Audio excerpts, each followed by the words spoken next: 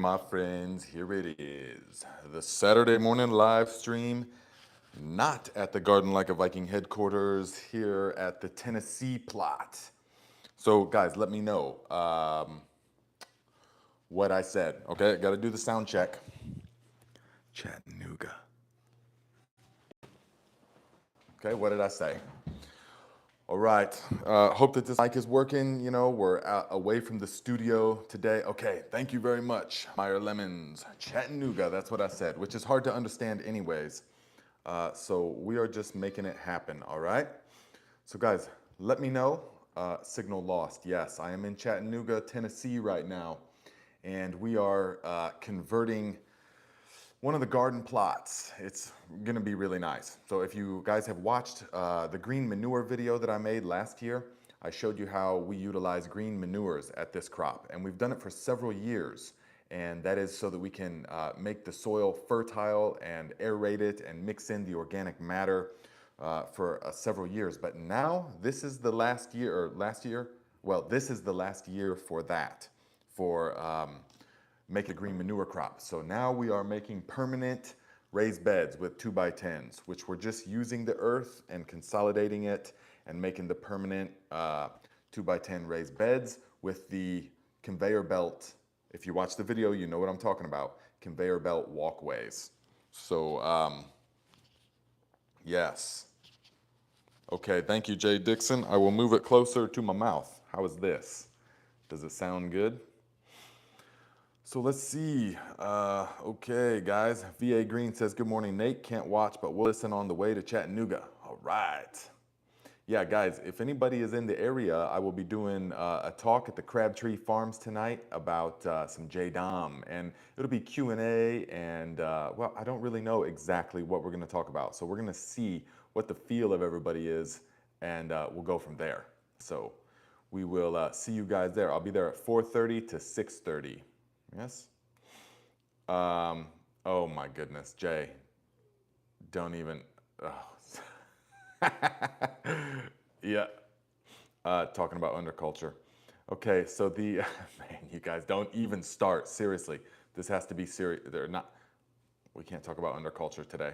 Hello, Pam says hello from the gardening friends from all over the world. Much love and blessings from South Africa. Yes, it is going into your fall time there. So, yes.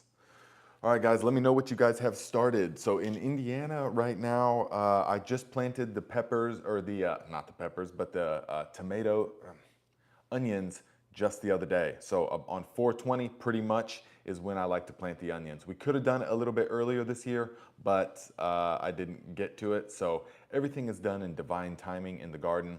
And so we will see how that goes. But I know that I'm looking at the weather forecast and it's raining there right now and in the 60s and 70s. So that's pretty much perfect transplanting weather. So I don't plant by like the calendar or the moon or anything like that. I plant by the weather. And so I pretty much just look and see, okay, when is it going to be sort of overcast and rainy, if possible, for several days? And so that's when I plant, at the beginning of all of that. Because the last thing that plants like is to go right, it's the shock of transplanting, and then to be right in the blazing sun where they're just, they get all dried out, and that's not good. Yeah? So that's what we're doing.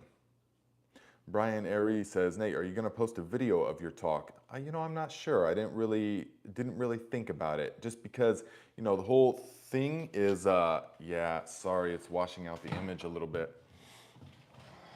We're making do with what we got. Let's see here. I don't know if that helps like that. Huh? Yeah, it's tough because there's a lot of good light in here. So it is what it is. But yeah, I didn't really think about how to record it. I'll record parts of it, but yeah, this is one of the first of these kind of things that I'll be doing. So we'll see. Yes, okay, thank you guys. DLR says, I've planted some onions, peas, lettuce, kale, and dill. More of all to come. Yes, definitely. All those things would be great to plant, no problem. If you guys have not got on the pea train, you still can do it. You just soak them overnight. Well, about 6 hours is all the longer that you want to soak peas. Because I've soaked them, way overnight, like 12 hours or like 16 hours, and it kills them. So the sweet spot for soaking peas I found is like 4 to 6 hours. Yeah. So Freebird says, it's beautiful in central Indiana. Rain is over, going out to the garden after the live. Okay, nice, yes. And here it's just getting a little bit hot for me, which is like 80 degrees and full sun and humid, yes. So B. Hendricks has a question, says, how do I chit 100 pounds of potatoes? Seems like I should just plant some without it. Yes, and that's the thing, guys. You actually don't have to chit. So remember that. Now, a lot of people think that, hang on one second. A lot of people think that you have to chit, otherwise you're not gonna have success, but that's not true. You can just put the potato into the ground. You can actually, and a lot of people say that, you have to, and myself included, that you should let, if you're gonna cut the potato, you should let it dry out a little bit for a couple of days to get like a hard scab on it, kind of, before you put it in the soil. So ideally, you would have it chitted so that you could see the chits, and that you would have a hard scab on the cut if you cut it. But that's not necessary. Neither of those things are absolutely necessary. You can just cut the potato, put it right in the ground without any chits or anything on it, and most of the time that will work. Now, the chitting just speeds up the whole process by several weeks because of the light. And so that is why we chit, and to make sure that they're viable. If they just sit there for a long time and they don't chit, then they're not gonna, then they could be dead. So if you're planting whole potatoes, or if you've got 100 pounds, try and chit some of them. That's great, but you don't have to chit them. You can just put them right in the ground. So that is perfectly fine. So Freebird is planting beets and carrots and peas today. Yes, beets. Guys, if you're in a place like northern Indiana or anywhere zone 4, 5, 6, 7, 8, you can get several plantings of beets. If you're like in Florida, you can plant beets like all year round. So the beets will grow really well right now, and they'll be sweeter in the cooler times. So for us in northern Indiana, we get about 3 rounds, 3 plantings of the beets. So I will succession sow them all summer long, even up until August. You can plant beets all the way into August, no problem, in northern Indiana. So okay, let's see. Talk about increasing the volume. I wish I could, I just don't know how. So sorry guys, if that's, it's all this wireless. I am not, and you see a lot of content creators using these things. I do not like this thing. I do not like the Rode Go. Yeah. And the, Jay Dixon says, I was gonna mention Nate's getting photobombed by the toddler on a trike. I know, that's Forrest out there.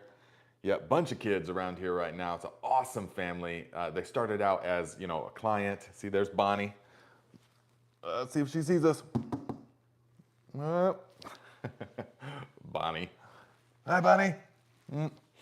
Yeah, they started out as clients, but then immediately we became friends. So now it's, I really look forward to come down here in the beginning and the end of the season, where we open up the garden and get it all planned out, get everything situated so that they can have a bountiful, amazing garden. Like last year was unbelievable. If you watch, I use this garden in several of the videos, this example, definitely in the green manure video. And the whole thing is covered in fabric, the whole thing. So there was almost no weeding. I mean, the objective, there's different practices for everything. And so for some people, the total no-till method with the heavy organic mulches, that can work really well. But for other people in certain situations, the green manure, depending on the type of stuff that you have, a green manure crop with fabric sheeting, plastic sheeting over the top is absolutely the way to go, because they don't have time to be out there weeding or even cultivating in between the rows and all that kind of stuff. They just need to go out there and harvest. And so that is how we design that. And so that's why it's really good to have several different methods. You have to understand several different methods, guys, but they all function along the same lines of mimicking nature in the sense that we rely on decomposing organic matter of various types. And we use natural stuff. We don't interrupt the cycle of the soil food web.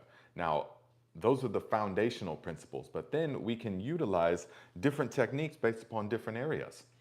So that's why you want to learn as many different techniques as you can. Yes. Nancy says, blessings from Chattanooga. Can't wait to see y'all later. Yes, looking forward to seeing you as well. I will have some buckets of the fertilizer if you want. Also, I hope you brought a couple of your things so we could talk about them. Probably the FAA would be the best one to talk about. Donald Hughes, hook it on your beard. Yeah, I don't know about that. So Vince Ramsey, see you in a few hours. Oh, nice, you'll be there. All right. Everybody says, I think the sound is good. Okay, good. We're gonna roll with that because there's not much I can do. Let's see. Ms. P says, Nate, thank you for keeping it simple. It's complicated, expensive, elaborate garden advice rules that has discouraged so many of us in the past. This is absolutely true, and something that is really relevant and prominent in things like the gardening community. So they will take a certain philosophy and just absolutely take it to the religiousness. I mean, to the sense that like it's a commandment. Thou shalt never till in any way whatsoever. And so shall never disturb the soil. Well, I thought you were no-till. What are you doing till? Guys, you don't want to become stuck in an ideology. And that has me, that brought me to a comment that I received not that long ago. About the video that I made about the spring garden prep, okay? And this illustrates this point perfectly, and this is important, that's why I'm saying it, because, well, you'll see why I'm saying it. So if you watch the spring garden prep video that I made, I sort of, in one of the areas, I sort of used the broad fork to really kind of break up the hard pan and get some of the peat moss and perlite mixture from the potato grow bags into there. Because the potato grow bags, after 3 years now, they're done. So I'm gonna add that soil into some of the beds and just make it like a small raised bed. I like a defined line. So you don't have to make a huge raised bed, but just a 2x4, you know, or a pallet wood is what most of that is. So I just made a little raised bed, you know, and we added some of the Viking nutrients, which are not totally necessary. It's just organic matter of various kinds going into the bed. But then, you know, there's someone, Mark says, nature doesn't dig up the ground to incorporate fertilizer. It also doesn't build raised beds to grow plants. Nature also doesn't use plastic to warm the soil. Don't claim to mimic nature when you don't.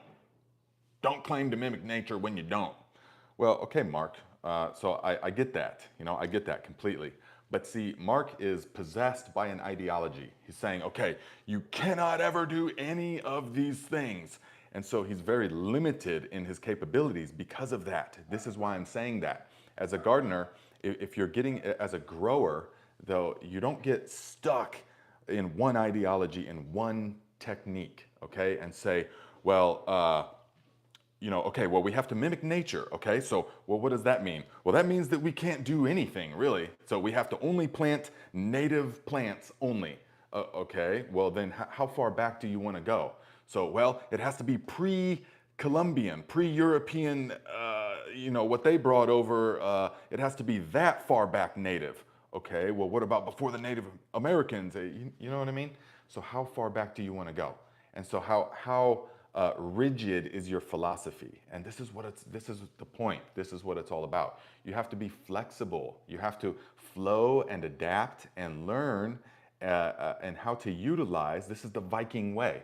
The Vikings adapted to the new technologies. When they found one, they would take it on and say, okay, well, we will flow and mold and adapt.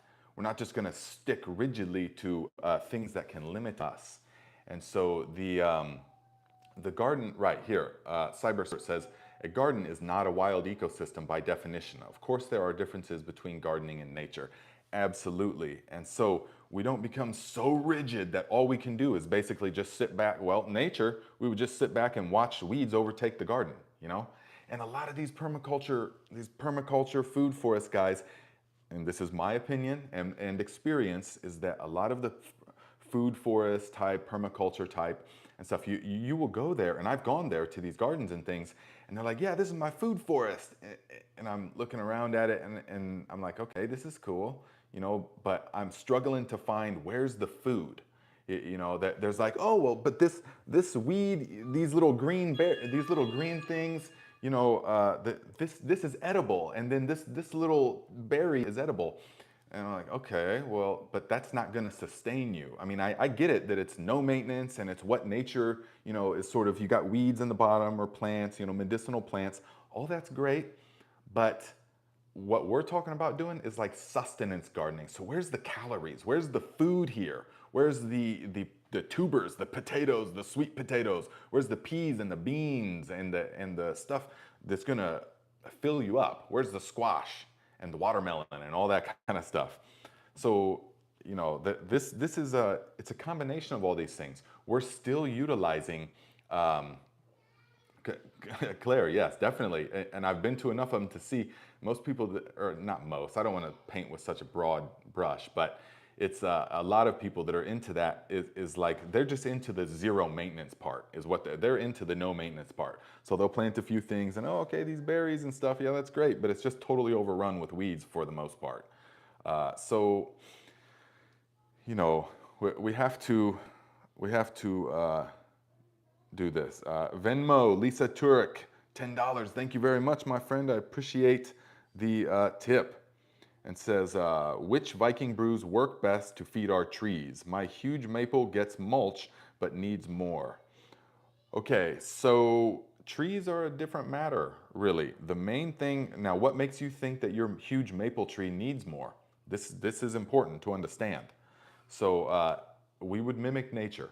If we're talking about a um, big established maple tree, we're not really going to need to add much. We're going to add deciduous leaves. We're going to not rake up around the maple tree. So many people in the yards and things like that, they want to take all the leaves and rake them up and then remove them and then fertilize the tree.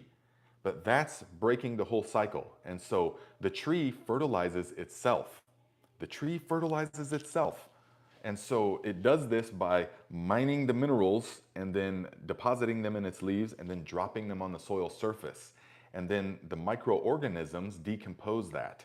And so the things that it attracts, the microorganisms that are attracted, the worms and all of that kind of activity, is the fertilizer, breaking down all of the leaves and all of that. And so the most important thing for trees is leaves.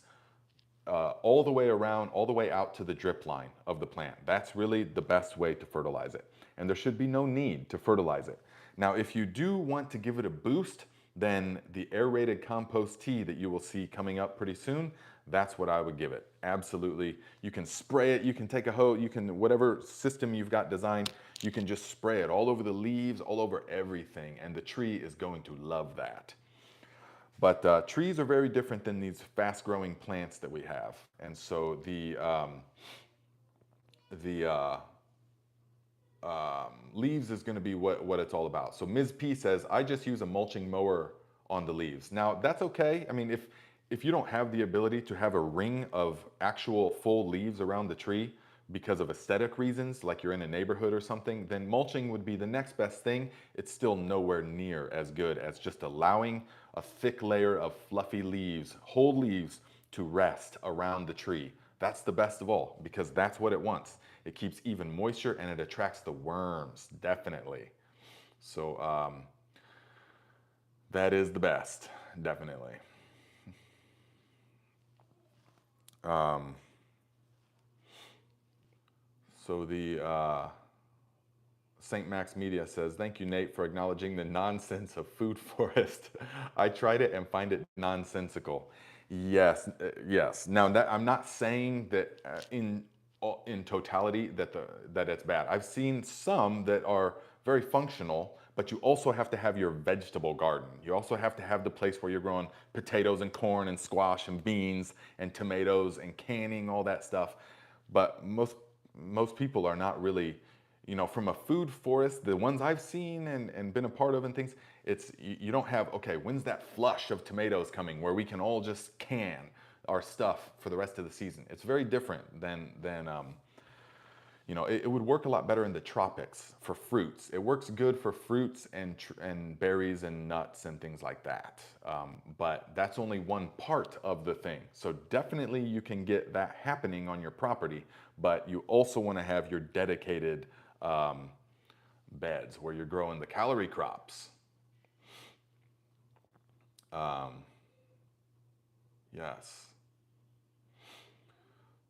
So the Justin Millward says, I want to grow a red beard so I can garden and command awesomeness like the big bad Viking does. Yes, thank you very much, my friend. Well, you can start by eating lots of animal fats, lots of fats. That is the #1 way to grow a beard.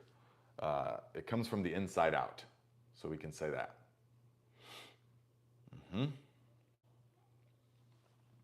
So I hope that that answered your question about the trees. I would just make sure that that mulch is there and do the aerated compost tea. Spray it all over the whole entire thing. They are gonna love that. Lisa T says, FYI, if I donate on YouTube, the platform keeps 30 and Apple Pay 15. Apple Pay is 15%? Wow. Venmo and PayPal allow more for the creator. Absolutely. Venmo only takes like 1.5%, which is the lowest of all of them. So that would be wonderful if you guys want to contribute. Also, to all of you guys that bought the Viking granular fertilizer last week, we are sold out of the 5-gallon buckets. We only had like 20 of them. So those immediately sold out, and you guys should have all got yours pretty much by now. They're all shipped out, the 5 gallons. So if you didn't get it yet, let me know. But I'm using FedEx, and so I still have some of the 33-pound ones left. So if you guys want those, they're $170. That includes shipping, which is astronomical. But I've set up an account on FedEx and stuff. So I'm learning as we go along. I have to learn all this stuff, but I just see it as being the way of the future for this operation. Yes. I have to, yes, I see it being the way of the future because I'm coming to realize, guys, that, you know, YouTube is not going to be paying, is not going to finance the land and the school. And that is the objective. And so I'm a very mission-oriented person, and that is the mission. That is the overall mission, the homestead, the school, and the land. And so YouTube is not going to be financing that in any way whatsoever. That's for sure. It's becoming very apparent to me. For you know, whatever reason. So the books that will be coming, and the fertilizers, and the video courses that I will have probably next year, like master grower video courses, where I'll be able to make some videos that are not catering to the algorithm of making little quick little bleeps and having to make it in 8 minutes.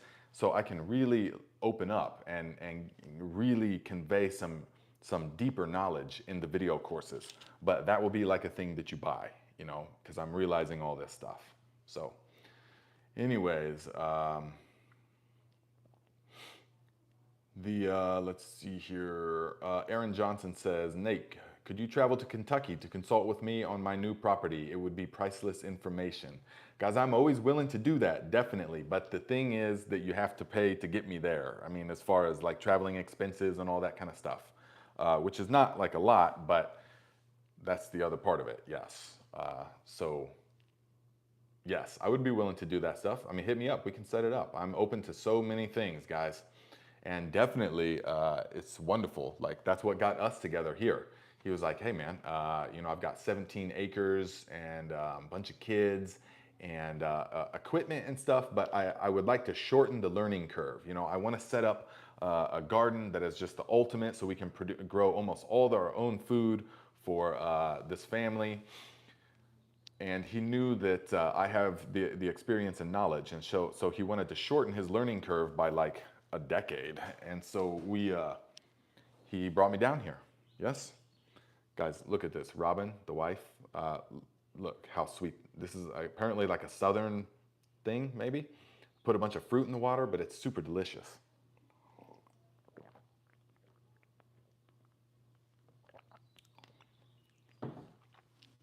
Ms. P, yes, they are in the description. Not of this video because I wasn't at home when I made it. Any of my other videos on this channel have the links to the Venmo, Cash App, or PayPal. Just put the 170 in there and put your address, and I will get them shipped out the beginning of this coming week when I get back. I've already got several of them that are that way. All right, so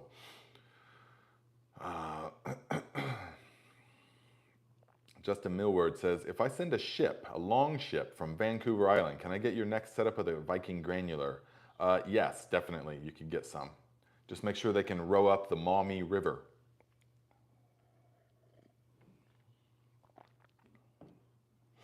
Meyer Lemon says, would love that. In-depth resources like video courses, yes. Yeah, I'm finding that it would be very useful because you have to cater to the algorithm, you know, when you make YouTube videos. And so it has to be like there's so much you have to leave out, and which would be important for the people that want to go deeper and to understand really about reading the plants and how to know on an infinite basis what the plants are needing and what the soil needs and how to feel it and all these deeper things. And that would be good with a you know, in-depth video course. John Jude, good to see you here, my friend. Says, hey Viking, how about Growfully with Jenna? Is it going to happen live? Oh, I don't know about live. That would be cool though. I mean, we could do 2. So I have been in contact with her, and she's not that far from me in Ohio, and so yes, we've agreed to do a meetup in June sometime. I'm gonna go to her place and do a video. You know, I'm gonna do a video, maybe she'll release on her channel, and then we'll do a video I'll release on my channel, and then maybe a live as well, a special live. That would be a great idea. What do you guys think about that? Yes, we will do that. A live, good idea. Let's see here, Mick, 170. All right, thank you, my friend. I will get that granular out when I get back, beginning of next week. I got it. Thank you. B. Hendricks says, I love the live idea. Yes, this is a great idea. Thank you for bringing it up. Vince Ramsey says, what are you covering today in Chattanooga? Well, you know, there will be we will start with like an introduction, and I'll explain who I am. And then I want to get some engagement from the people and see where they are at. What are they, do they want to understand fertilizers? Do they want to understand the JDOM system in general? And we'll go deeper into that. I like to use the cues from the people, see what the people are feeling, what they want to know, instead of just talking about what I want to know, what I feel like I want to say. So we'll see where it goes, but it's labeled as a JDOM introduction. So we will see. Definitely we'll discuss the interconnectedness of things and the philosophy of the JDOM system, which is, but it's so much more than that. You know, I'm not like promoting JDOM. It's just, that's one of many different avenues that we go, yes? So, Miriam, $7.77. Look at them angel numbers. Thank you very much, my friend. Says, I appreciate you. Thank you. I appreciate you too, my friend. Yes, very sweet. Thank you. If you have a question, remember, if you guys make a donation, you want to have a question answered, let me know. I got you. Okay, so Pop Perm says, I didn't even think to check his Amazon. Guys, listen, use the link in the description, okay? This is for the Inner Circle tribe. So use the link in the description to go into my Amazon storefront, and there is all the things that I use in gardening, but anything that you buy on Amazon through using that link, this channel will get the credit. And so it's way better than letting Amazon keep all of it. Any shopping that you do. So just whenever you buy something on Amazon, use the link in the description to go into Amazon. And in that browser window, anything that you get, it doesn't matter if it's in my storefront or not, this channel will get the credit for it.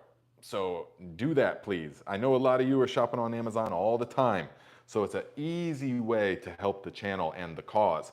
Help us get the land, the school, all of that so that you guys can come in person.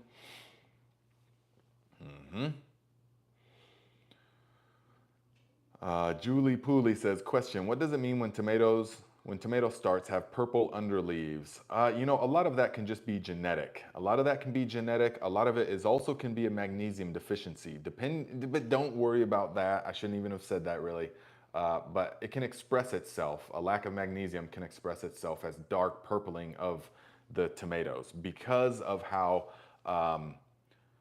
well, magnesium is very, very important. Very important. It is the central molecule of the chlorophyll ion, and it gets used up in the process of photosynthesis. And so a magnesium deficiency will express itself in a lack of ability to process the sunlight. Okay, and that can manifest itself in many different ways. Well, in tomatoes for the most part, you'll see them curling up as well. Anytime that the leaves will like curl up, they're trying to get away from the sun. This can happen depending on the right mixture that you have, all right? So Justin says, let me know, oh, $50, thank you very much, my friend, I got this. Says, let me know when that granular comes back again. The 5 gallons are the only thing that are out. We've still got the 3.5 gallons. So if you want some of that, you can. But I don't know about Canada. You know, apparently you're in Vancouver. So I think that that is out of our reach. Because even, guys, even shipping stuff, man, you try to have like a small business or something, try to start a small business and just look at the cost of everything. It's unbelievable. It's really unbelievable. I mean, how people are making a profit on any kind of little thing. To ship one of the 5 gallon, the 40 pounders to any place on the West Coast is like $87. And that's as cheap as I could find it across any platform until you start doing serious quantity.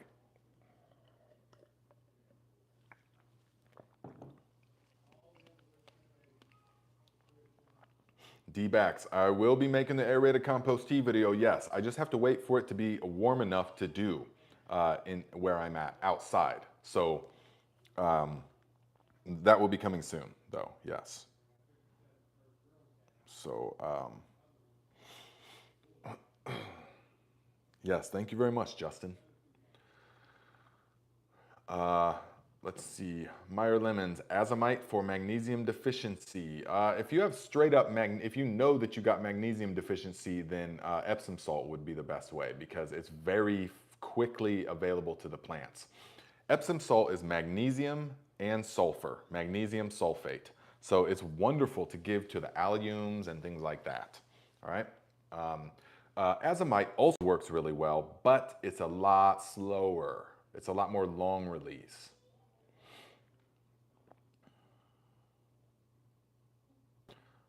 Let's see here. Alan Ballier says, JMS question, why do you hang your bag in the side of the bucket rather than in the middle like the Jadam book recommends?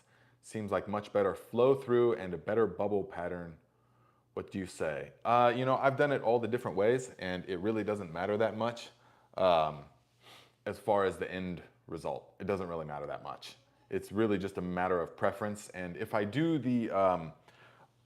bigger batches of it, I do put it in the center, but it just doesn't really make that much of a difference. So, I mean, if you want to see, once you do enough batches, then you'll know what the bubbles are like anyways. And so definitely.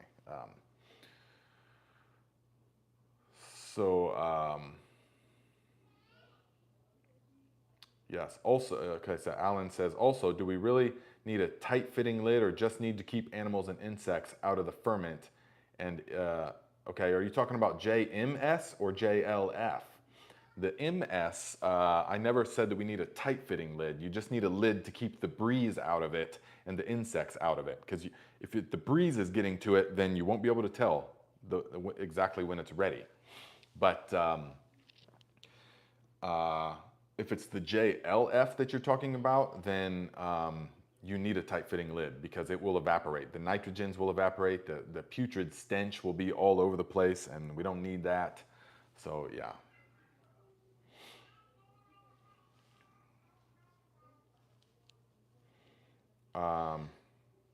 Nancy Cagle says, I have heard to apply a dissolved aspirin to the soil of and tomato to stimulate plant immunity. Your thoughts on this? Uh, I don't get down with that. I mean, applying aspirin, I'm just not into that, definitely.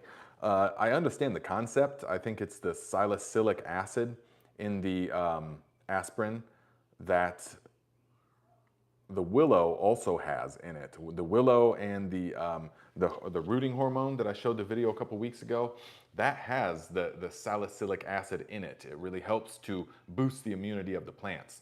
Now, I would not get down with the synthetic version in the aspirin. So that's not a practice that I would recommend.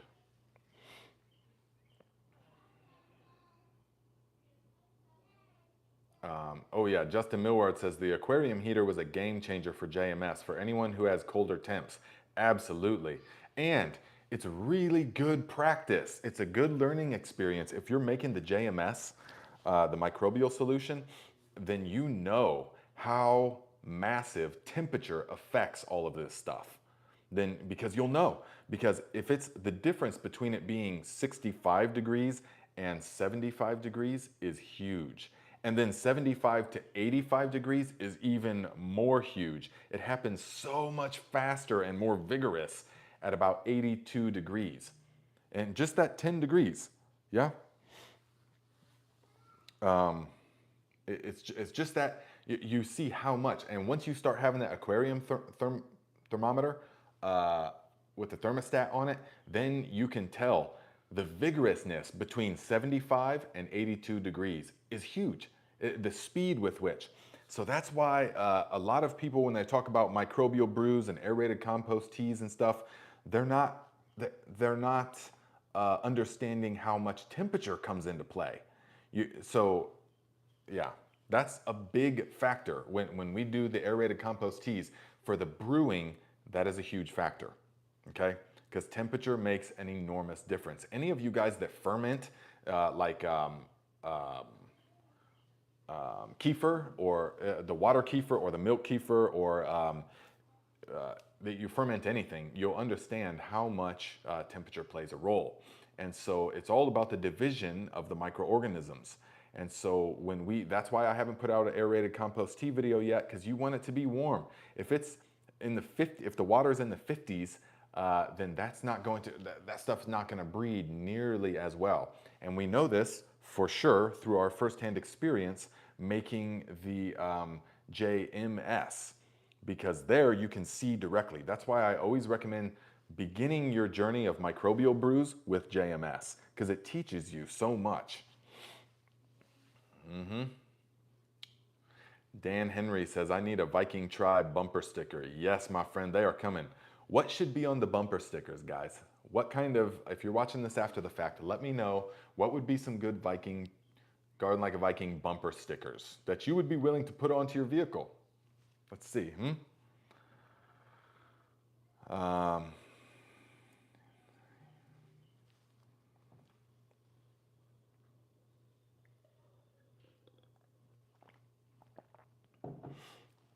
Idzai Mubaiwa says, what fertilizer can I use for bulb onions? I want to do it right. What fertilizer? Well, like all things, the most important fertilizer of all is what you put into the soil, is what the roots have access to. So hopefully you've amended the soil well. That's more important than any liquid fertilizer. And I know that that's commonly misunderstood, especially maybe on this channel where it's all, there's so many videos about making liquid fertilizers. Those are great, but that's additional. So if you put the right combination of things in the soil, you don't need anything else but water. So that it all depends on what you've put into the soil. Now, that being said, the fish fertilizer, especially before the solstice. So remember, onions put all of their vegetative growth out now in the days leading up to the summer solstice. Then once the summer solstice comes in June 22nd, then and the days begin getting shorter, then it stops its vegetative production and begins bulb formation. So you want it to have the maximum amount of leaves possible before the summer solstice hits. So if you guys are growing onions, here's the biggest tip of all. Make sure that you do everything you need to do to get the maximum amount of leaves by the time the solstice hits. And do not top them. Once a lot of people top them and stuff, no, you want those solar panels to be there. So the way to encourage leafy growth on any plant, the way to encourage leafy growth is to foliar feed them with the fish fertilizer. 1 or 2 ounces a gallon is all that you need. Bill Leisure, man, that could be its own channel. I mean, that's way in depth. Yeah, sorry. But the onions, though, you want to do whatever you have to do to encourage the maximum foliage growth. And when you foliar feed with the fish, a high nitro, like the fish fertilizer, then that is going to encourage more leafy growth because it says, oh, that's where we're getting our nutrients. We need more leaves. So that's what I recommend. And then once the summer solstice hits, you can cut back on the nitrogen and fertilize with a ash, with the ash liquid fertilizer. Yeah, because they don't need more nitrogen at that point. But like I said, if you did the soil right, if you amended the soil right, then you don't need anything else. But still, you could do the foliar of the fish because that's just additional, and it's not going to hurt anything. Big West, that's funny. Bumper sticker. Ooh, Donald Hughes bumper sticker says, "Get too close and you will be Viking compost." Oh, that's a pretty good one. Ooh, Scott Miller, my other car is a longboat. I like that. I like it. Ooh, Kay says, ask me about, the bumper sticker could say, ask me about underculture. Yeah, yeah. And you could even start a pyramid scheme. That if you get 2 friends and then they can get 2 friends who get 2 friends, then you could all invest in the right type of neon orange G-strings. Don't get me started on it. I'm not going to go down that road, guys. Not today. So part-time Greek vegan says, anyone have any suggestions for groundhogs? Is there something they can repel them, or do they stay away from other plants? That's the way to take care of them, and that's about it. That's about it. John Jude says, love that you use in-the-ground raised beds, as I'm feeling it my best method. Absolutely. My favorite method is a combination between raised beds and in the ground. If you watch my spring garden prep video or the one I did a couple days ago about planting the potatoes for maximum storage life, you will see what I mean when I use like a combination. It's not really a raised bed. It's just like, it just helps with drainage, and it helps to define the area, and it helps to weed. It helps to know where the aisles are, helps to not step on your plants and all of that, and to drag the hose across things. It just helps. That's what I've found. And you can focus the fertility, especially if you are using something like the Viking granular fertilizer, then you want it to be really focused and exactly where you need it.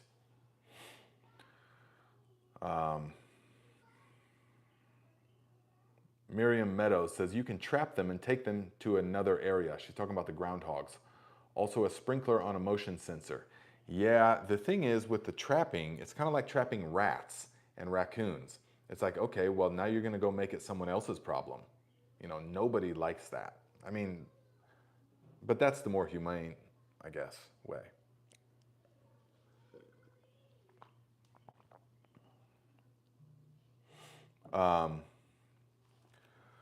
Safwan Metasan says, you deserve 1 million subs. Thank you for the free knowledge. Yes, you're very welcome, my friend.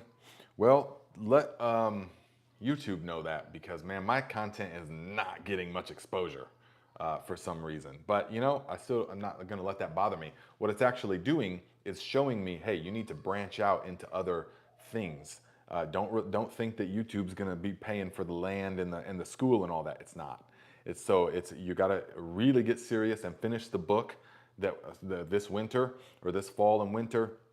You got to get serious about the Viking granular fertilizer line, and you got to get serious about the video courses, things like that, while still making good content.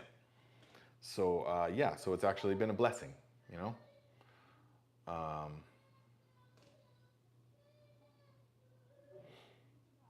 Let's see here. Jay Dixon says yes. Today, the JDOM Natural Farming Revolution with Nate Murray, 4:30 to 6:30 at the Crabtree Farms. Man, look at you. You are on it. That is, you're like a AI kind of like got access to all kinds of stuff. So this is wonderful. That's good because I didn't even have the address. So I should look at that. So yes, thank you very much. Let's see. Nancy Dewald, $20. Thank you very much, my friend. I appreciate you. And says, for in city, how grossed out with rats eating on veggie. Oh man, it's no joke. I know. For rats eating the veggies? I know. It's terrible. Let's see here. Gross out with the rats eating on the veg. I know it's terrible. Not something that you want to have happen. But if rats are eating on the veg, you have to get them out of there. You have to. There's nothing. If they're eating on the veg, then they're hungry. So you have to trap them. The only way is to trap them or to get like a cat or something. But something has to remove them. There's nothing you can do that repels them. Ms. P, I missed this one. $5. Thank you, my friend. Says, congrats on adding 1,000 subscribers just since yesterday. Is that for real? I don't even look at it anymore, but that's awesome. And then Pop Perm, $2. You're amazing. Thank you very much, my friend. I appreciate you. Thank you. And that reminds me of, there was a comment, someone made like a comment after the fact of one of the past live streams where someone made a donation. It was in Canadian dollars. It was like $5 Canadian. And I made a joke. I was like, oh, what's the conversion rate these days? Is that like $1.50? And they perceived that as I was being ungrateful. But that's absolutely not how it was. I meant no disrespect whatsoever. It comes from years of traveling where everybody kind of heckles each other about the conversion, the strength of their money. Of their currency, especially if your currency is the dollar, the US dollar, then you can heckle everybody about the strength of their currency. So that's where it came from. I was like kind of just giving the Canadians a hard time about that. It meant no disrespect whatsoever. If anybody that wants to contribute any amount, it doesn't matter at all. So I appreciate it completely. It's the spirit that really matters. So it doesn't matter if it's $1.50. That's not what I was saying. But I assume everybody knew that, but someone made that comment, so I just wanted to address that and let you know that I'm all about, man, I really am all about jesting and sort of, like if you know me in person, I'm constantly lighthearted about things, and really giving people, it's my language, it's my love language in a way. So Taylor Reindl, $20. Thank you very much, my friend. Says, keep making great videos we all learn from. Yes, I will absolutely do that, no doubt. I will absolutely do that. Yeah, Lisa T says, my tech buddy told me mention of illegal anything in the video or chat hurts your algorithm if it's flagged.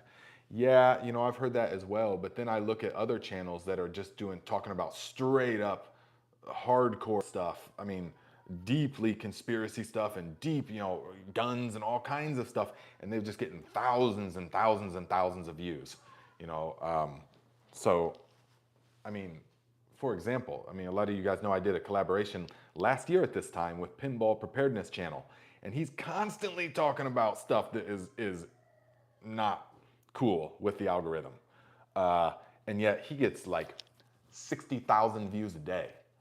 His videos, he puts out 2 videos a day, and each one gets like 30 or 40 or 50,000 views twice a day, every day. It's crazy. So anyways, yeah, and I'm not complaining about any of that at all. It's actually, it's a good thing. See, this is all part of the thing that we talk about on Thrive Like a Viking every Monday morning at 10:30 a.m. On on Thrive Like a Viking channel is that you just learn, you see what is happening and you adjust and adapt and thrive anyways. So, okay, if you make a video, it's getting 5,000 views and not getting shown to anybody, none of your followers and stuff, then that's fine. Use that to tell you, it's a learning lesson. What's that trying to tell you? It's trying to tell me not to rely on YouTube AdSense to be my income source or my sole income source. So that's not going to finance the goal. So now we're seeing that more clearly, and so instead you have to branch off into other things. And so that's what we're doing. So we're using it as a blessing, and that's why we're not concerned about it. So Jerry Bates says, stay the course and follow the vision. Absolutely, my friend. There's zero doubt about that. I am absolutely focused in life. And I know exactly where we're going. And so the thing is that, yeah, exactly what I've been talking about. So you learn to flow with it, and you just remind yourself of the image, and you just see the image of where you're going. And it's fantastic. So Justin says, Nate knows how to pivot. He understands and grows forward, not goes forward. He grows forward. Nice. I like that. Absolutely. Yeah, you pivot and you see and you adjust and adapt, and you don't get all bogged down in the storyline. Oh man, I'm putting all this work into these videos and nobody's seeing them, and the algorithm's is not doing me good and stuff, hiding my content. A lot of people get lost in that. And then it's, but not me whatsoever. She's like, okay, is that what's happening? Well, how do I adjust? How do I adapt? How am I going to play that to my advantage anyways? And that's just the way that I've trained myself to be over the years. So, yeah, and Jerry, I would like to talk, I would like to have you, man, we should video chat sometime like tomorrow. It was just for like a half hour, because there's Justin here would really like to pick your brain briefly about how you get that beef so tender, because we're having issues with that here.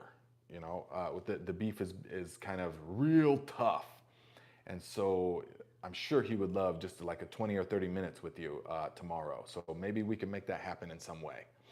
We could use Google Meet. Anyways, guys, do you have any tips? Does anyone, and we're in the South now, so we can talk about fig trees. Do you have any experience with pruning fig trees? So how far back should they be cut? I don't have any experience with fig trees yet. I've got the Chicago hardy figs that we're growing now, but how far back do you cut the figs?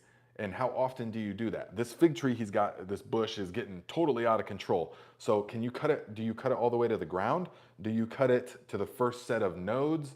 Do you leave some nodes, or what? Do you have any advice, anybody? William Montgomery says, good morning, Nate from California. Any advice on planting ground cherries? First time trying them.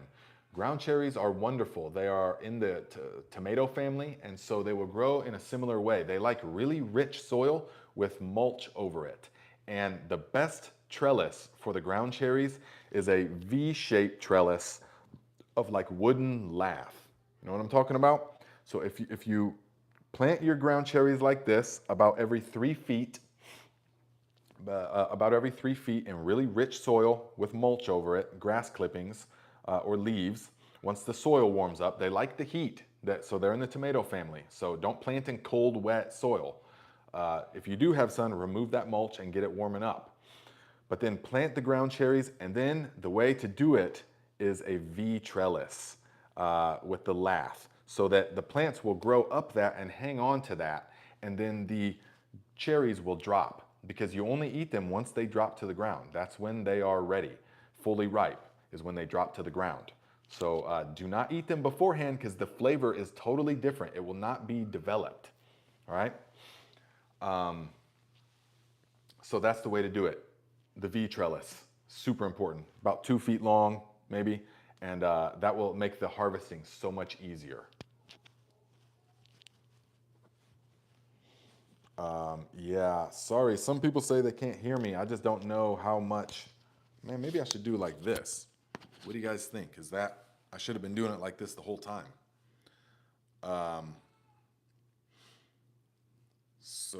Jason Hetty says, got here late, was just applying my Viking fertilizer to the beets and carrots I have up already. Yes, you can top dress with it. And guys, the dosage, I'm gonna make a short video coming up on how to apply it. The dosage is sort of, needs to be, worked out a little bit. I mean, but because I can't give an exact recommendation. So on on a bed that is like 4 by 12, we'll say, I would use between 2 and 3 quarts and gently incorporate in the top inch or so of the soil. Between 2 and 3 quarts, sprinkle out evenly in there. If you have like a 10-gallon grow bag, you want to use like a quarter cup, a quarter to a half of a cup maybe. If it's 10, 15, 20 gallons, a half cup. If you've got like a 30-gallon grow bag, at least a cup, maybe even cup and a half or two, something like that. So it was better on the shirt. Okay, sorry guys. Yeah, see, and that's part of the thing. That's part of the thing that the internet teaches you as well, is that you can't like listen to everybody, because it's better for some people and not other people, and it just is what it is. So, yeah, I know, man. I just can't stand this stuff. But anyways, I can try and talk a little bit louder, but okay.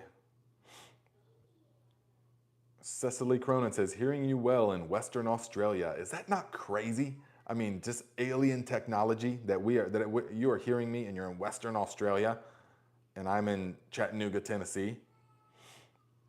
Stephanie Stevens says, figs, cut back to about 3 to 4 nodes from the main stem. Okay, how often? Paul Banham says, better on the shirt, chap. Okay. Okay, so let's see. Drew Black says, figs can take a severe pruning, doesn't matter. Okay, it doesn't matter, or they're better in certain places or the other, Yeah, I just can't adjust it. I know I'm gonna listen to this after the fact and it's gonna be super quiet, so sorry about it. So Freebird says, Nate, is it too late to start ginger? No, it is not. You start ginger, but get that heat pad going and set that thermostat at 90 degrees. Ginger likes it hot. You can set that thermostat at 90 degrees on the heat mat. Get it started, and you will still get ginger, absolutely. Make sure it's in very rich soil, guys. I found this out over the past 4 years. Ginger likes really rich soil. And so I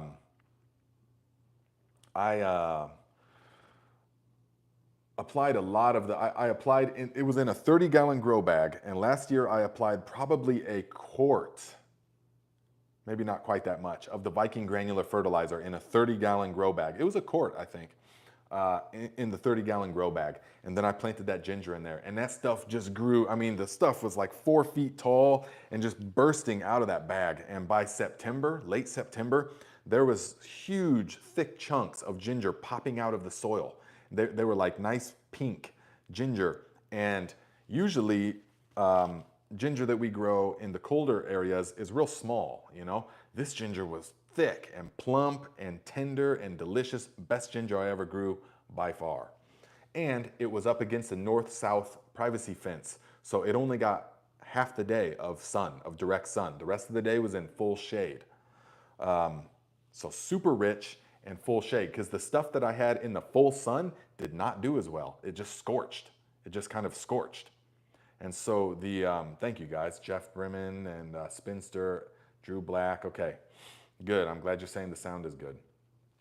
But the stuff that I had in the full sun with the same amount of fertilizer just scorched. It's just too hot. It just didn't do good. It just survived. So DLR, yeah, it's not too late for ginger. Just get it going, and ideally get it going in a pot. I mean, if you're late, because ginger doesn't even begin rhizome production until 4 months into its growth. Can you imagine that? So that's why it takes so long. That's why they grow it in like Hawaii and Mexico and tropical places. So the ginger we grow here, you want to make it so that start it now and harvest it as late as possible. But if you feed it enough, and you keep it in half sun, then you're gonna have success.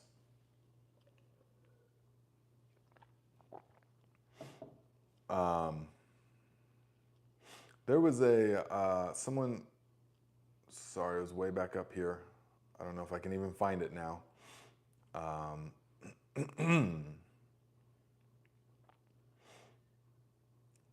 Let's see here.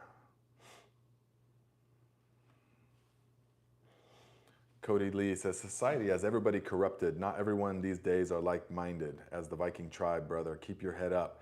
Absolutely, I get you, my friend, definitely. And we know the algorithm caters to stuff that's a bit nonsensical, isn't it? You know, they don't want this kind of stuff really getting out there. Because people like us that are like growing food and learning these skills and stuff, that's not what they want, you know. They want people that are just mindlessly watching little dancing videos of some girl that makes a stupid face and then it's got 200 million views. You know, I think what value added is that? And I'm making content that I'm trying to think, okay, what is the value of all of that? But whatever. So there was someone made a thing that said, okay, Michael Lanning, hi Nate. Don't mean to be a bother, but I'm curious if you received my email from last Sunday. I'm concerned it may have ended up in the junk inbox. Okay, I don't know if I got that. So I don't email, guys. I get tons of emails. Okay, tons of emails, and so a good way is Instagram. Direct message me on Instagram. Here on one of the gardening videos, you can definitely do. Email can work. It's just, it might be some time before I get to you. But direct message me on Instagram or the Discord chat if you mention me in the Discord chat. But the Discord chat is like self-sufficient at this point. It's like everybody's just going at it. So all kinds of good stuff going on there.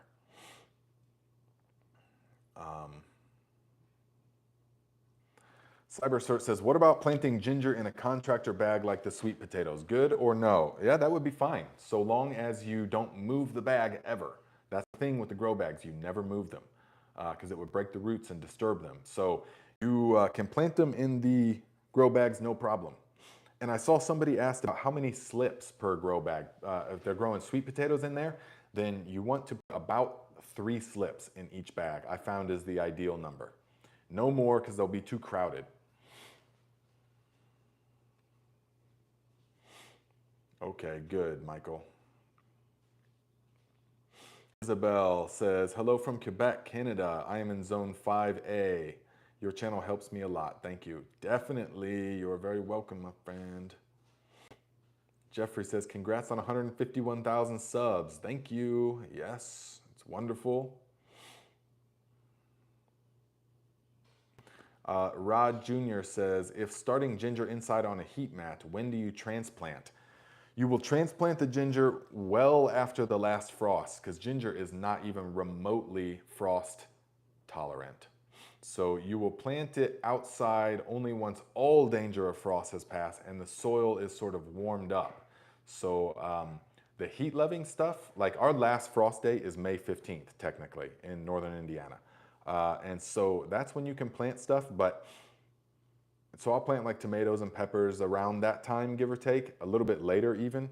But the stuff like sweet potatoes and squash and watermelon that really like the heat, I'll wait even until like 2 weeks after that. Almost like June 1st is a good time for that. For Tahitian melon squash, June 1st. And it will grow so fast and so vigorous, it will blow your mind.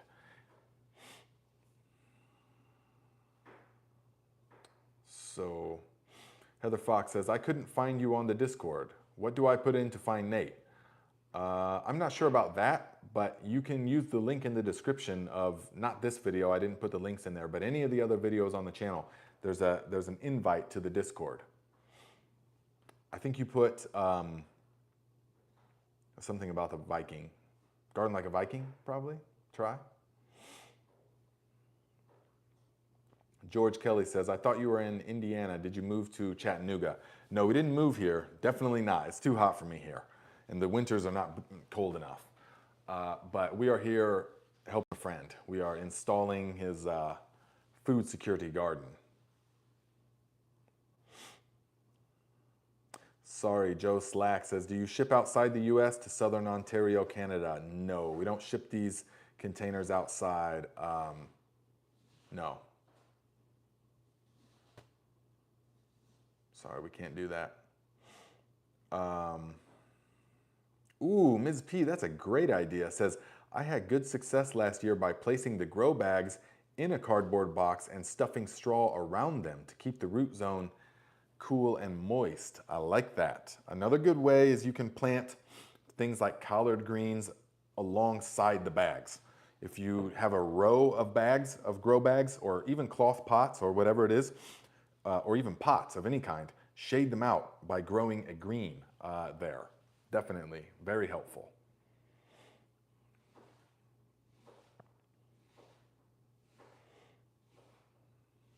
So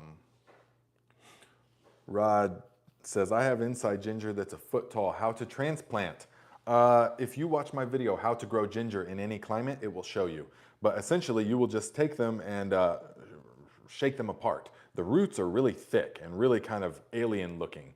So you can just shake each little clump apart and place each clump about 8 inches to a foot away from each other, because they are going to put more rhizomes out over the year, over the season. So that's what you want to do.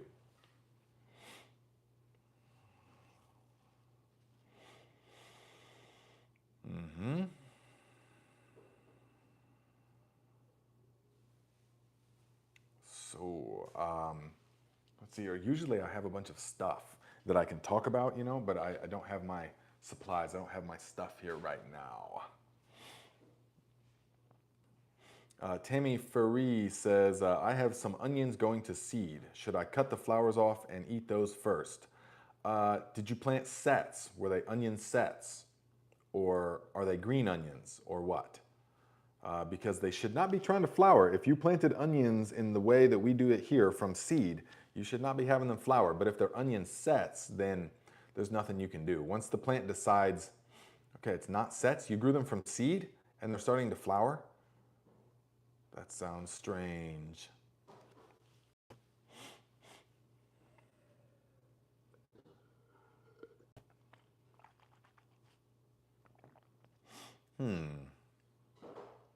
Yeah, not sure. So yeah, you can cut them off, or you can just let them go to seed and collect those seeds for the following year. Dav says, it's raining here in Colorado. Would it be good to direct sow, or will I risk them being washed away? Direct sow what? I'm not sure. Ooh, Ms. T says, greetings. I was very surprised that I was able to do the Discord chat. It was actually pretty easy step by step. Okay, good, yes.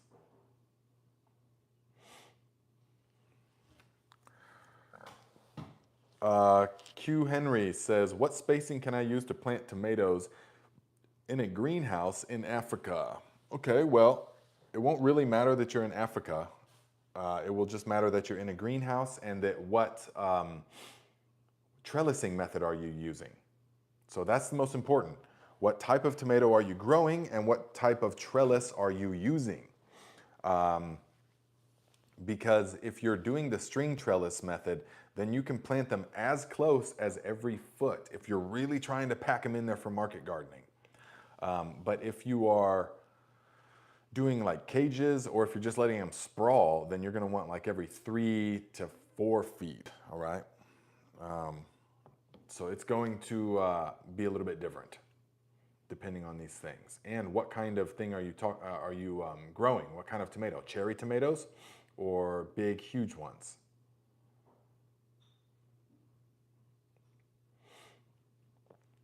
Brian Airy says, Nate, how are the coal mats working where you are at? Looks like a good idea.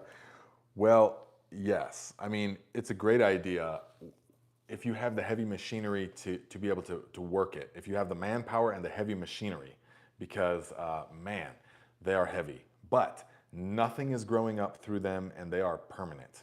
It's we got some, because we're here in Tennessee, so there is some used conveyor belt from a coal mine. Yeah, it's really thick and like indestructible. And so it's 4 feet wide. And so we lay it down and that makes the alleyways. Nothing is growing up through it. It's not getting blown away by the wind. It's permanent. So that's really nice. So it has worked good. Yeah. Yeah, it's worked good. Definitely. Jason Hetty, yes, I did get what you sent to the P.O. box. Absolutely. I sent you an email responding a little bit. So check your emails. So thank you very much. Yes, it was there. The Raven was in the P.O. box when I went to it. And I should have known, you should have, well, I wish I would have seen that before we met up with the fertilizer. I would have brought you a 30-pound bag of the worm castings. I have a bunch of bags of worm castings from the Back to Earthworks, my visitation there.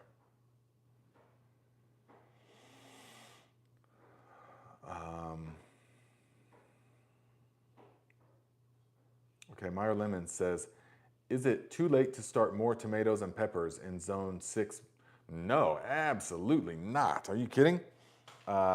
Zone 6 and 7? No, it is not too late.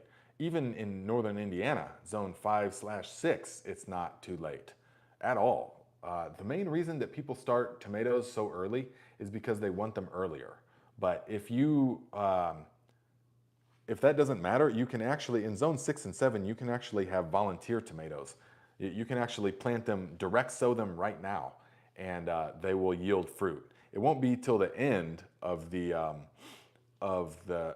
the end of the summer. So that's the main issue with tomatoes.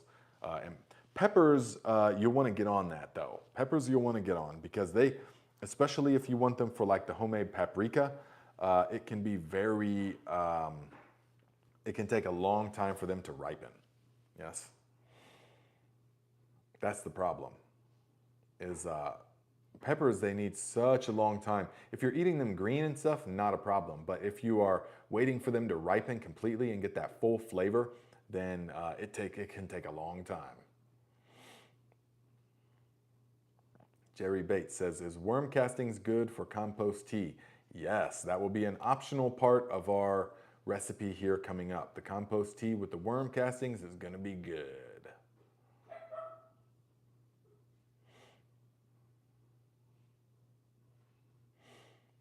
Okay, welcome to the truth says, yellow tips on my garlic from the recent cold here in Indiana zone 5, same as you. 2 hours away. Gonna try to get to your locale and get some granular fertilizer. That would be good. New growth has no yellow, so am I good? Yes, it's also, that's the first sign that the garlic is hungry. It's probably not from the cold, unless it was like really cold, which I don't think it has been that cold there. Garlic is extraordinarily hungry. So pretty much no matter what, you're gonna get the yellow tips. And it will begin to pull the nutrients from the oldest growth first to give it to the new growth. And so the older leaves are gonna turn the yellow first. And that's going to manifest in the tips. So that's a sign that you want to fertilize. You want to give them some fertilizer, definitely.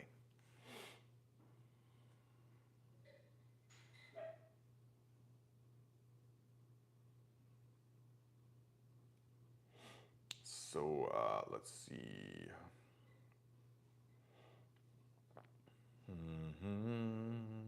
What are you guys talking about? Donald Hughes says, carrots are not coming up. What do I need to do? Well, carrots are very tricky. So I use the board method to germinate the carrots, but you want to make sure that they stay moist because carrots are so delicate. If you bury them, you can only have like an 1/8 or 1/4 inch of soil at the most. Even soil, sown them on the soil and just watered in. That is a really good way. If they dry out even one time, the thing is, if the sun comes out and the soil gets baked after they've broken their dormancy, the carrot seed, and it gets super dry, then they're dead. That's it. So if it's been, but they can take a long time. So if it's been like 3 weeks to a month and they haven't come up, you should replant them, definitely. Yes, listen, Lisa T says tomatoes. As late as July, we bury the suckers deep in the ground and get tomatoes. Definitely, you can do that.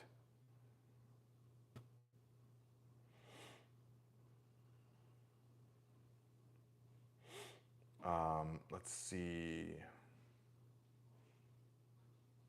Andrea Brown says, does heat make the garlic yellow? I feed them, but they are yellowing a bit. Well, what kind of heat? And what did you put into the base, into the soil? That's most important. But there's really, I mean, garlic just always has yellow leaves to a certain degree, in my experience. So, yes, Meyer lemons, yes, fish fertilizer for the garlic, definitely. Joshua Imwika says, I love watching your videos. I am from Zambia. All right, my friend.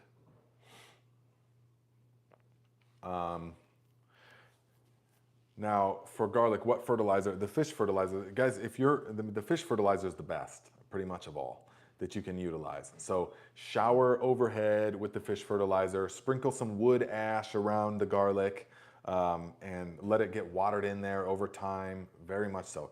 If you've got the Viking nutrients and the granular and you've already planted your garlic, do like I've done and sprinkle some over the top. Not a whole lot, but just sprinkle some over the top and let it get watered in every time that you water it.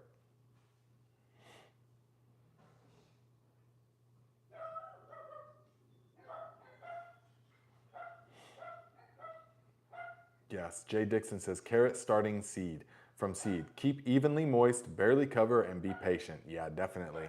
I will sprinkle the carrot seeds and then water them in really good and put a board on top of them for at least the first 5 days. And then I'll start checking. And as soon as I see them really sprouting, I'll take the board off, flip it to the side.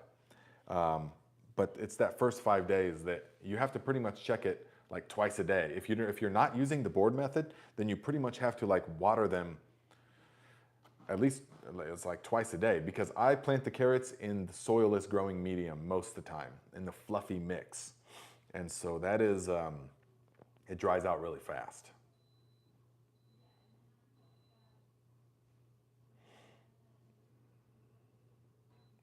Yes, Busy Girl says, there is so much rain here, still kind of cold. Can you transplant carrots?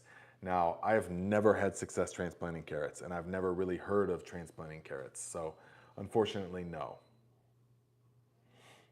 Because any of those kind of things, they're not going to like to be transplanted because they are the taproot. I mean, they don't like to be disturbed.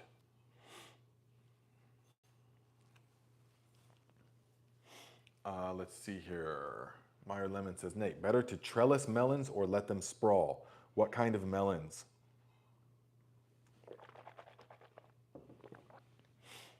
Very important. What kind of melons?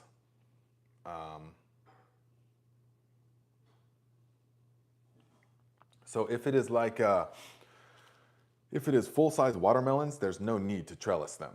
Alibabas and stuff like that, they are designed to sprawl on the ground and shade out stuff. So they can climb a little bit, but then you'll have to be hammocking the melons. Otherwise, they won't get so big that they'll just pull the vine down. So cantaloupe varieties, yeah, pretty much better. It's always better to let them kind of sprawl on the ground in my experience. A trellis also would work fine. It just depends on the space. But like commercial growers will do it in a wide open field. And that's how I've also had great success with that type of method, because it shades out the soil, keeps everything nice, and you don't have to worry about supporting the melons. That's, I've grown the Tahitian melon squash up a trellis, and they get so big that it just boom, it just pulls the vine down eventually, and it just kind of breaks it. Or they won't get as big as they normally would because they'll sense that they're going to break itself.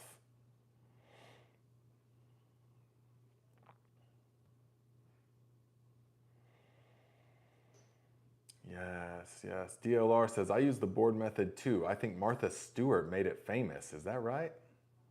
Martha Stewart? Man, I haven't heard that name in a long time.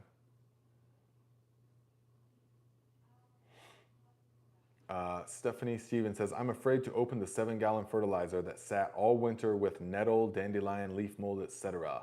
never stirred. It will be perfectly fine. It should be nice and digested.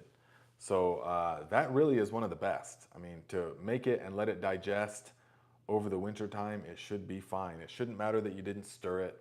It'll be just fine.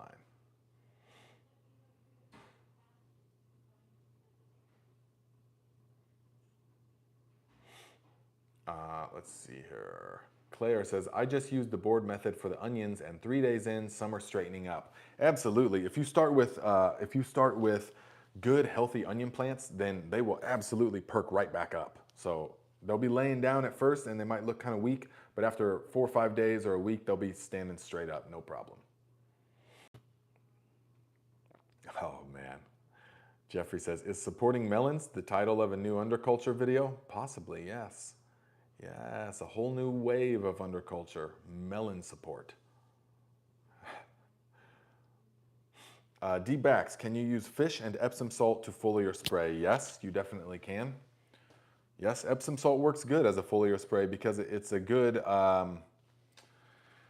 source of magnesium right to the leaves, and any of your alliums is going to appreciate the sulfur that is in the Epsom salt, definitely. No, don't worry, Andrea Brown, I will not start that again.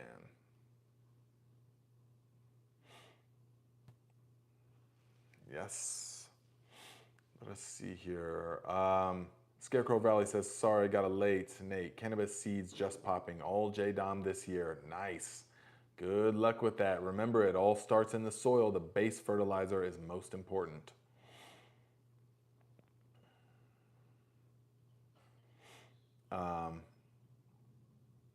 Ms. T says, will the tomato plants peel back up as well once you plant them in the ground? They definitely should. The tomato plants can take a moment, but hopefully you buried them quite a ways. So remember, tomato plants are one of the few plants that will put roots up along its vine. So when you plant them, you can bury it, yes, in the ground, and they will put, so when I plant the tomato plants, that's why I don't mind if they get nice and big indoors, because so long as they're hardened off properly, then I will plant them outside and bury them deep. And all the part that you bury into the soil is going to produce roots. It's going to eventually grow roots. And so that is what I like to do with that, and it will perk back up, but tomato plants will just kind of sit there for some time, especially if the soil's not super warm yet. And then once they're situated, they'll just explode with growth.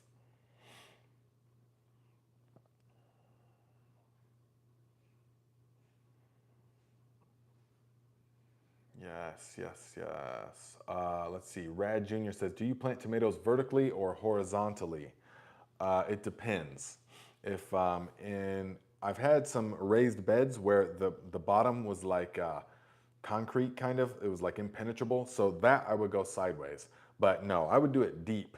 Do it vertically. Plant them vertically, because then it will go out into the soil and it will be able to draw moisture and nutrients from a wider range, and it will make it more resistant to drought. Yes, and it's all about consistent watering. A lot of people that think that their blossom end rot is caused by calcium is not necessarily that way. It's from an inconsistent watering. And so, although calcium also plays a role in it, definitely, big role, but you want it to have a consistent watering. So tomatoes will like to have a layer of leaf mulch, some kind of mulch around the tomatoes where the roots are, because that is going to make it so that they don't experience such huge fluctuations of water. When you guys have tomatoes that split, it's because of inconsistent watering. It's because they're sort of dry and then they get like a heavy rain or a heavy watering, and then they swell up so fast that the skin splits.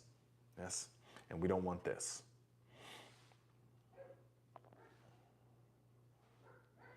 Oh yeah, I know. Welcome to the Truth says, I'm getting anxious waiting on my winter wheat to get to seed. Have 4 new beds for the early stuff. Yes, I know. It's, let's see, what is the time? It's still not time yet. It's going to be about another 2 weeks, 2 to 3 weeks. I need my tea. It's going to be another 2 to 3 weeks before you can really harvest that stuff at the ground level. If we're green manuring it, remember, anytime we can do it. But If we're gonna do it no-till, we need to wait until the, Brett, we need to wait until that milk stage happens. Very important. Yes, the winter wheat, I know, and I've done it several times where I just got anxious and thought, okay, well, I'm just gonna cut it down now because I need to be planting stuff, and it will just grow back. It's grass. It will just grow back like grass until it goes to seed.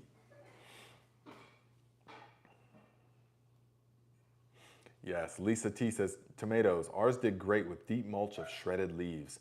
Absolutely. Tomatoes love the mulch, especially of leaves.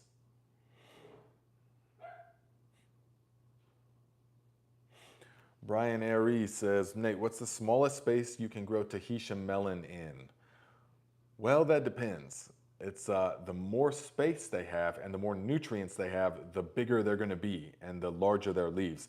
I mean, when I was growing them using the Ruth Stout method at the Temple Garden many years ago now, and I had horse manure, they were grown in pure horse manure with the Ruth Stout method. Then I made these big dishes and where I just laid down shovel loads of composted horse manure, literally planted the Tahitian squash right in a pile of horse manure with hay. It was hay, not straw.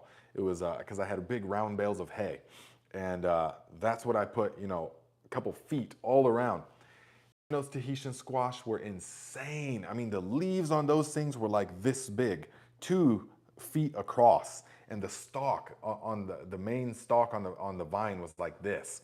And I probably got 7 to 10 of the Tahitian squash that were mind-blowingly big. I mean, they were so big, I haven't gotten them that big since because I haven't grown them in that rich of in that way.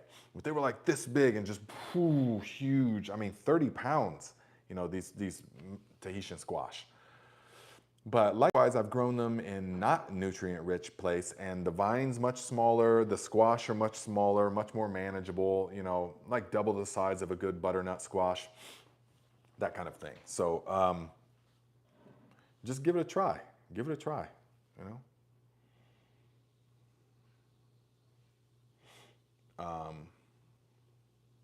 So yes, give it a try. Yeah, B. Hendricks says grow squash vertically to save space. Yes, you definitely can do that. It will save some space. If you're gonna try and grow it vertically though, I would recommend like the honey nut squash. It doesn't store as long as the butternut or the Tahitian, but the honey nut squash are only like this big.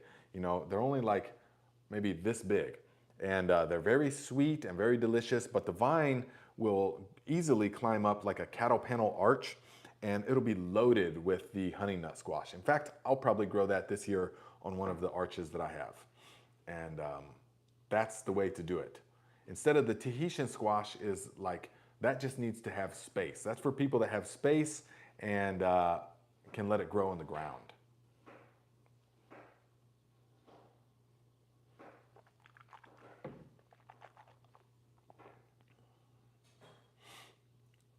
Val says, I'm planting Amish paste this year. What do you think went wrong?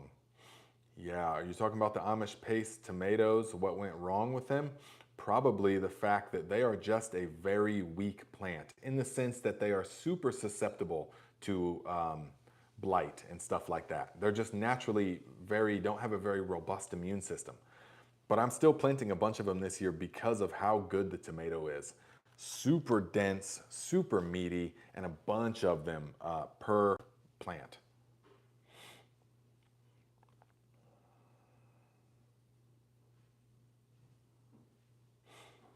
Joe Lizen says, most of my vegetable plants have pale green to yellowish leaves. I have used many oak leaves in my compost to create the soil. Still decomposed browns in the soil. Are the browns stealing the nitrogen? You could post pictures to the Discord chat and I'd be able to tell for sure, but probably. In the sense, if you incorporated it into the soil, yes. If you're doing a mulch layer, not so much. A lot of people are under the illusion that if you put like oak leaves or wood chips on top of the soil, that it's gonna just pull, like literally suck the nitrogen out of the soil. It doesn't really work like that. It only is in the tiny space where the actual carbon source is in contact with the soil. That's where the microorganisms are going to need that nitrogen. So if you incorporate the stuff into the soil, that will be a problem. But if they're having yellowing leaves, they're needing nitrogen. So for whatever reason, the compost wasn't finished or they're not getting something that they need. So you need to jumpstart that stuff with the fish fertilizer, with the grass JLF, definitely the fish fertilizer, okay?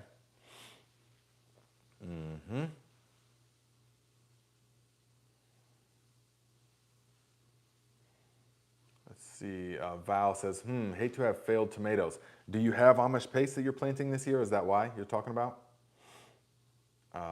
Nathan Johnson, do you interplant your squash with sweet corn? No, you're probably talking about the Three Sisters type mentality, and the Three Sisters is dry corn, dry beans, and dry squash. Or, of course, dry squash, but winter squash, yes? So this is storage varieties. So we are not planting the squash and so the Three Sisters with sweet corn. It will not work. Okay, guys. We are at 90 minutes and we got to get on with our day because we are got to be at the Crabtree Farms here in Chattanooga at 4:30. Actually, we'll be there much earlier than that. So I hope to see you guys there. I will have some buckets of the fertilizer. I still have some buckets of the Viking granular at home. So if you guys want that, I'll send out the 33-pound ones the beginning of this coming week. 170, that includes shipping all in. So let me know if you want it.